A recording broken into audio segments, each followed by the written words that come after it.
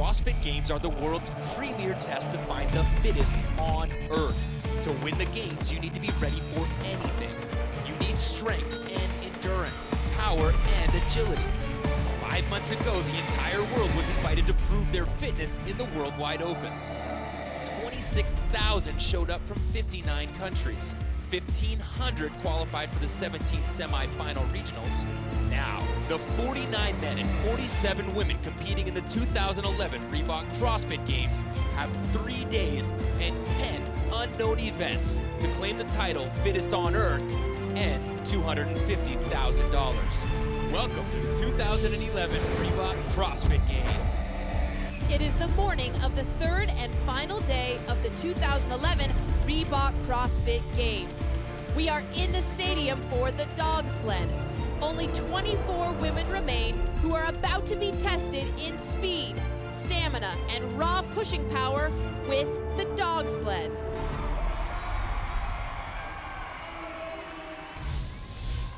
We are in individual event number 7 of the 2011 Reebok CrossFit Games. We are down to only 24 athletes, and after this event, only 12 will remain. Welcome to the Dog-Sled. This workout is a pair of 3-round couplets with tons of pushing. Double unders and overhead squats followed by handstand push-ups and sled pushes. All 24 women can handle any of these individually. The question is, who among them can power through all of these tasks in spite of the combined devastation they deliver? Julie Fouché, Annie Sakamoto, and Camille LeBlanc-Bazinet are smaller women who will fly through the double unders and handstand push-ups, but might get stuck on the sled. Annie Thorsdottir, Rebecca Voigt, and Jenny Labat have the size to drive the sled, but might hit fatigue on the handstand push-ups. The stakes are high. There is no margin for error. Who will make the cut and be one of the 12 survivors to stake their claim fittest on Earth? Let's take a look now at how this event breaks down. Women's event 7 is a pair of 3-round couplets. The first is double unders and overhead squats, and the second is handstand push-ups and sled pushes. The women start with 30 double unders in which the rope passes twice in each jump. Then they take a 95-pound barbell from the ground to overhead and squat 10 reps. They must keep the barbell locked overhead and squat below parallel. It's back to the double unders, then overhead squats for 2 more rounds. When the third round is complete, the women do 10 handstand push-ups. Next, they must push a sled weighted with 275 pounds of plates 40 feet down the court. Then it's back to do 2 more rounds of 10 handstand push-ups and 40 feet of sled pushing. The clock is stopped when the sled touches the far wall. And after 6 events, the battle between Kristen Clever and Annie Thorsdottir rages on. They are only separated now by 9 points. We will see them in a later heat. At the end of this event, there'll be another round of cuts, so these women will all be fighting tooth and nail. That's especially true of heat number 3, where athletes like Kelly Stedman, Angie Pye sit squarely on that bubble of qualification, and they are not ready for their CrossFit Games to be over. Let's meet some of the athletes in heat 3. Kelly Stedman is an avid skier who trains in her garage in Vermont. Canadian Angie Pye is a CrossFit coach who gains inspiration for her own training from watching her clients give 100%. Australian Amy Dracup competes in CrossFit competitions as often as possible. She fought for 3 years to get here. Annie Sakamoto is known for her positive attitude. She competes by the motto, "The victory is in the effort." Games vet Cheryl Brost is a 40-year-old mother of 2 with a collegiate basketball and soccer background. Former gymnast Camille LeBlanc-Bazinet loves the pain, fear, and sacrifice associated with training for the games. Heat number 3 of the women's dog sled will now get underway. This is a 2-part workout. The first is a couplet of 30 double unders and 10 overhead squats at 95 pounds. With no rest, they go directly into the second couplet, a mixing of handstand push-ups and sled pushes. Now at this point, these ladies might already be worried about the weight on that sled, but they can't afford to pace this first portion. If they do, they might not ever be able to catch up. All of the women now done with 30 double unders and on to 10 overhead squats at 95 pounds. Angie Pye from Canada has asserted herself as the early leader, but she only has one repetition on Cheryl Brost and Camille LeBlanc-Bazinet. And Camille LeBlanc-Bazinet already losing a rep. The standards are that the hip crease needs to be below the knee and show complete control with that bar overhead at the top. Cheryl Brost on your screen, one of the oldest athletes in the competition. Angie Pye from Canada maintains the lead heading into round 2 of 3. These double unders require a great deal of coordination, and they are making it look easy, but any little misstep with that rope will cost you valuable seconds. CrossFit original Annie Sakamoto and Kelly Stedman of the Northeast have fallen slightly behind.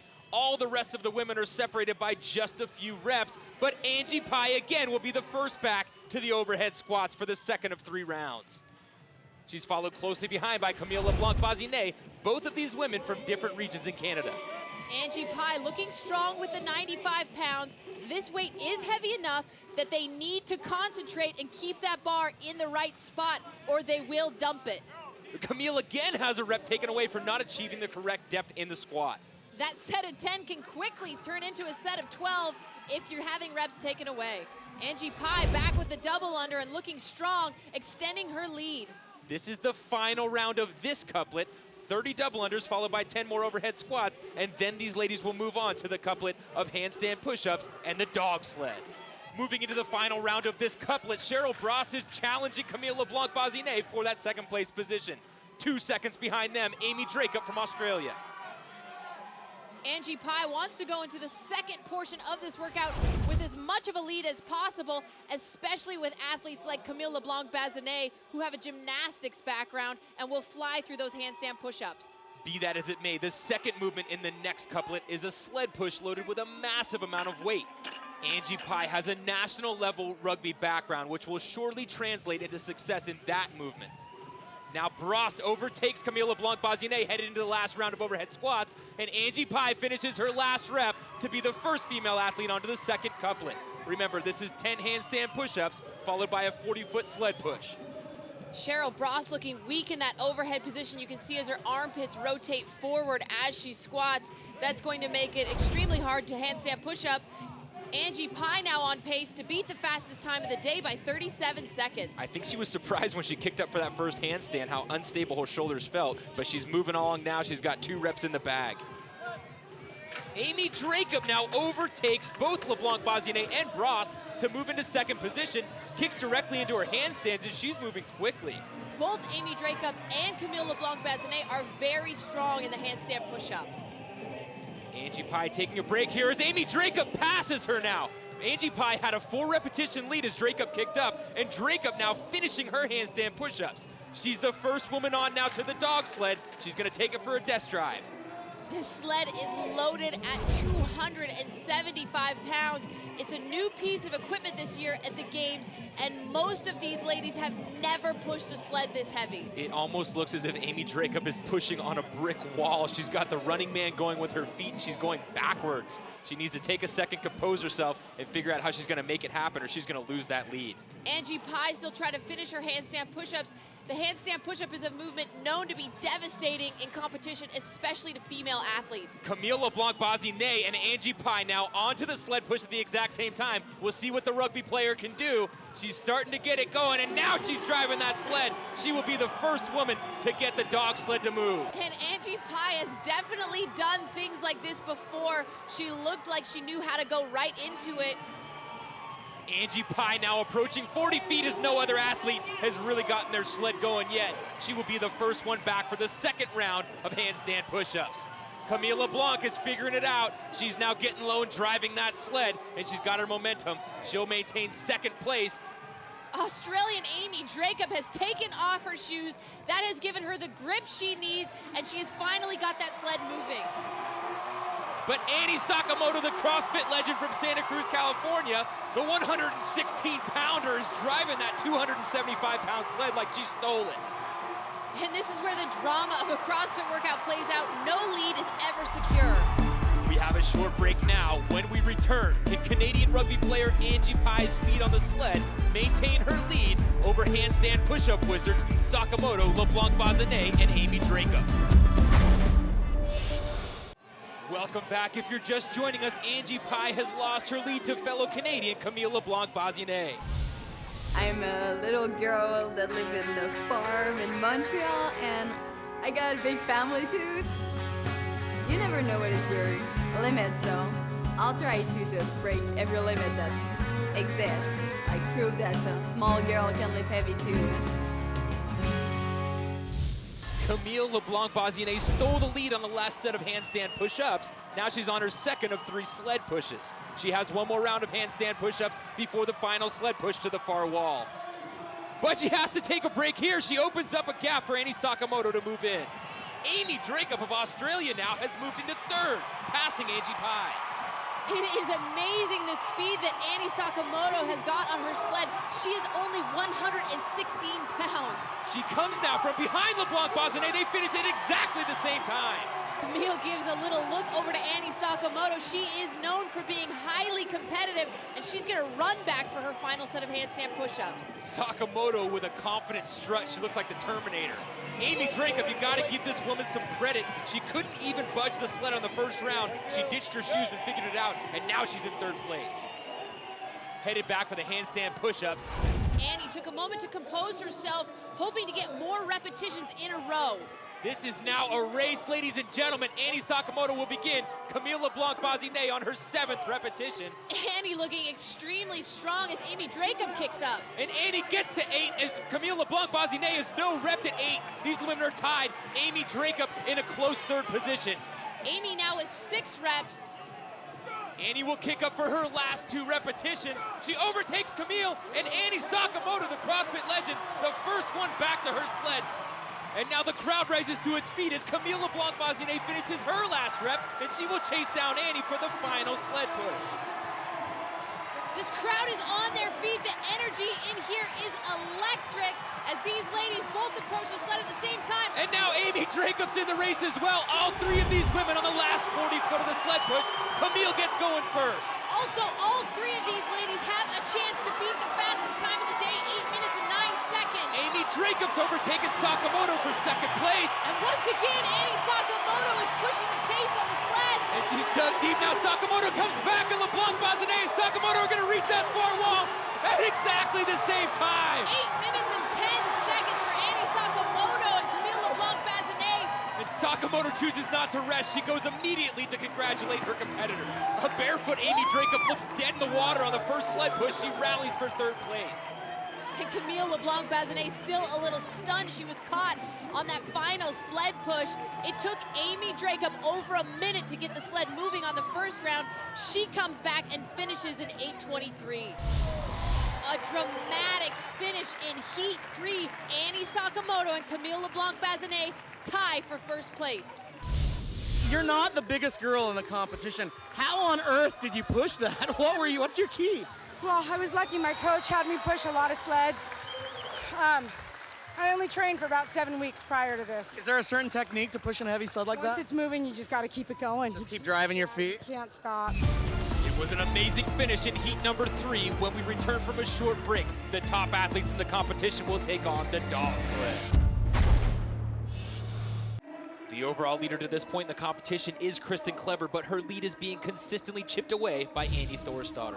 I've been training CrossFit, coaching CrossFit, and I'm studying chemistry kind of as a hobby in the University of Iceland. I think it's really fun to meet and coach other people and see how they evolve as athletes as well. Last year at the games, I finished second place. I was pretty proud of that and really happy with how I did. This year, I'm really want the title. That tie in the previous heat between Annie Sakamoto and Camille LeBlanc-Bazinet was 1 second behind Gretchen Kittelberger's time of 8:09, which is still the fastest time of the day. With so much at stake, all of the women in this heat will be gunning for that time. Let's meet the athletes in this heat. Firefighter Samantha Briggs says the cheering crowd helps spur her on when the workouts get painful. Rebecca Voigt is a fun trainer who encourages her clients to work out in costume on holidays throughout the year. 22-year-old Julie Fouché says CrossFit brings balance to her busy academic life as a medical student. Rookie Jenny Labat is an outdoor sports enthusiast who enjoys water skiing and mountain biking. Annie Thorsdottir says she loves to push her own limits and hates when people tell her she can't do something. Kristen Clever loves CrossFit so much she is known for spending 10 or more hours at the gym every day. The final heat of the women's dog sled event kicks off right now. All of the women in this heat with a very viable chance of making it to the podium. There's a lot at stake with only 3 events left after this. The first element is the double under, and all the women in this heat are very strong at this movement and will be as well on the overhead squat. Kristen Clever is making a statement. She's got a fire in her belly that we have not seen yet in the competition. She has 2 overhead squats in the bag when the other ladies are just getting to the bar. And a face-off literally between Kristen Clever and Annie Thorsdottir. They are separated by only 9 points. This is the first of this 2-part workout. 3 rounds of the 30 double unders and 10 overhead squats, and Kristen Clever holds on to the lead for her second set of double unders. Double unders are a high-skill movement, and at Valley CrossFit, where Kristen trains, they're working on them every single day. The gymnast from Michigan, Julie Fouché, at the top of your screen is the second athlete back to the second round. She's followed closely behind by Becca Voigt, Annie Thorsdottir, and Jenny LeBaugh.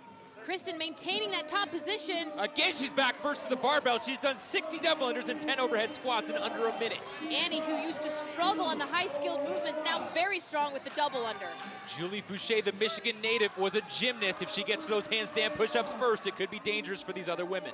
Iceland, Annie Thorsdottir gets back to her bar just behind Rebecca Voigt in 4th place. And what a display of concentration for these 95-pound overhead squats. That weight is heavy enough that you need to make sure the bar stays in the right position.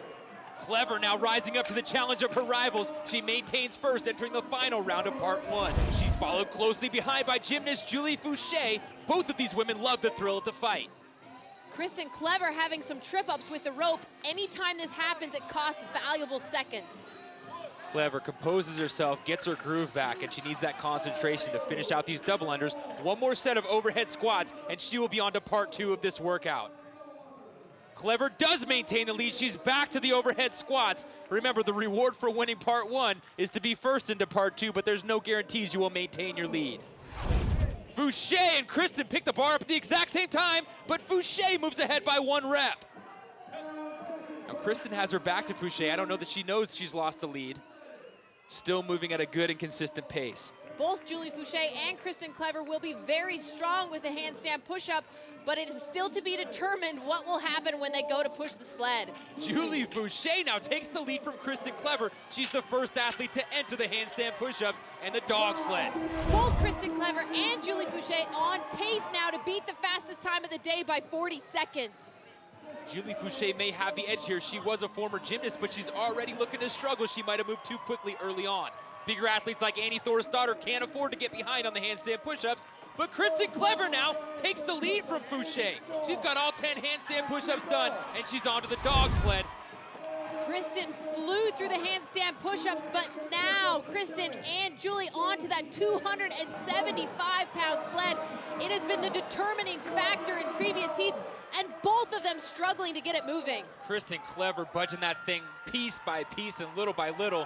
Julie Fouché starting to make up some ground now, and they're separated by about a sled length. Annie Thorsdottir now busting through her handstand push-ups.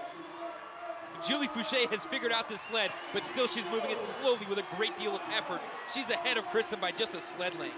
Both Kristen and Julie have got the sled moving, but they're having to break it up quite a bit. Fouché now digs deep, and she will finish out this final 40 feet and be the first athlete back for round 2 of 3.